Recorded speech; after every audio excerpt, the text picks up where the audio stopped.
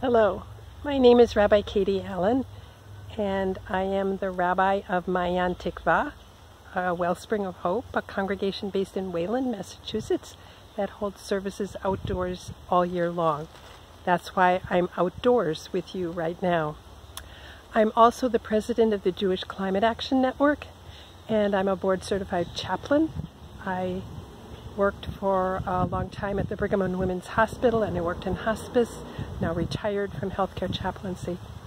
And I'm looking forward to doing a one-day retreat in the fall, Loss and Transformation, Maintaining Hope When Optimism is Elusive. And I'm going to be doing a taste of that next week on Monday at 2 o'clock. So I hope you'll join me for one of those. But in the meantime, I'm here with you for Take Your Time Tuesday. And I want to share with you the idea of interconnecting sacred texts.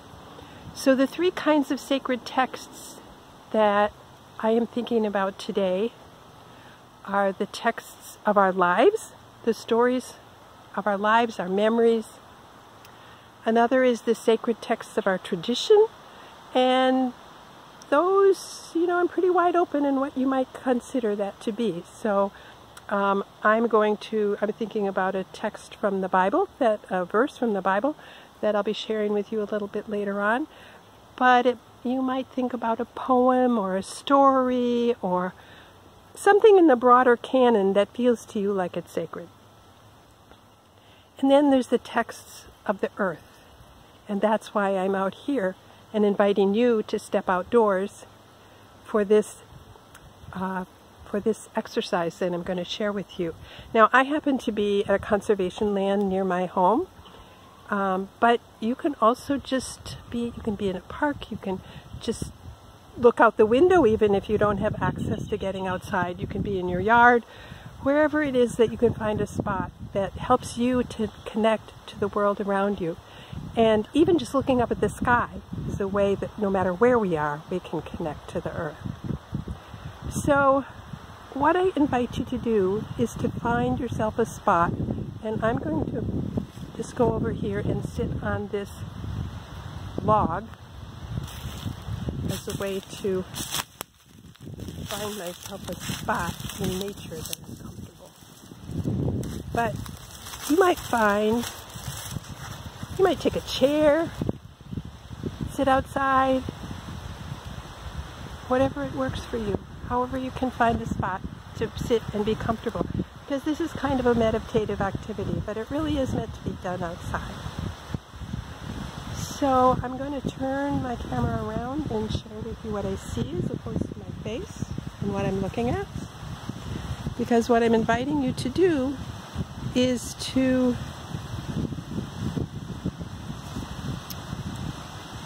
start to meditate on your natural environment.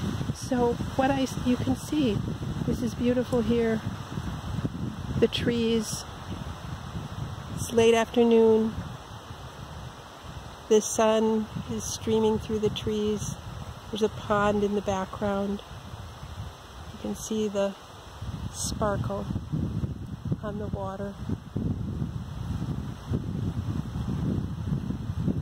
And when you find yourself a spot to sit, I invite you to just observe and to connect. You may hear the sound of the wind. I can feel it on my face.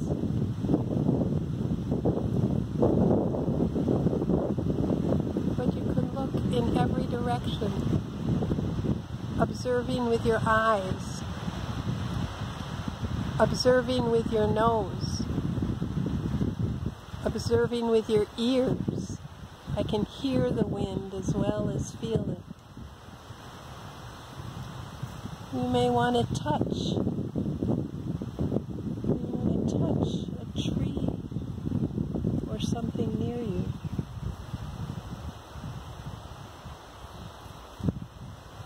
And to remember that this is sacred. So it's about taking time to quiet ourselves outside and to take in everything that we can experience. And I'm thinking about a particular text from Jewish tradition, a verse from Proverbs. Eitz chaim chi lamachazikim ba. It is a tree of life to those who hold fast of it. And I'm thinking back through experiences of mine in nature.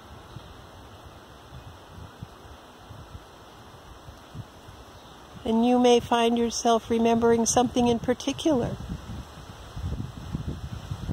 But even as I begin to connect that text to these trees that I'm observing,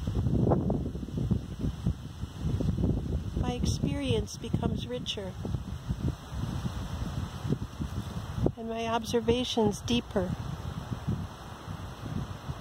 And as I add into that memories of times that I was in other woods, or even these woods, with other people, or by myself, that too deepens and enriches the experience. And I reflect on the fact that there are trees both living and dead. So there are lots of kinds of observations that we may find ourselves making. Emotions may come to the surface, and they are all good. And we may begin to form a story in our minds about the connections between these three sacred texts, the texts of our tradition, the texts of our lives, and the texts of the earth.